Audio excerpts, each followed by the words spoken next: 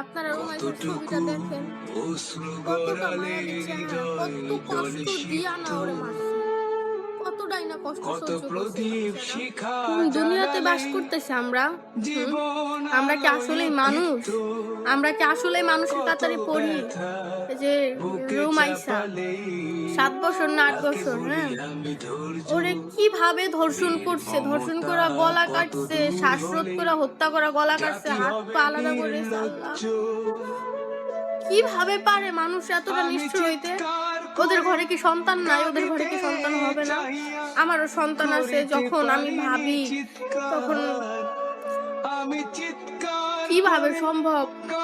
আমরা আসলে আমার তো যখন আমি খবরটা শুনছি তখন মন চাইতেছে যে ওরা যদি আমি সামনে পাইতাম, মানে বটি দিয়া ওরা আমি কলিজাটা ছিঁড়া ছিঁড়া লাইতাম একবারে।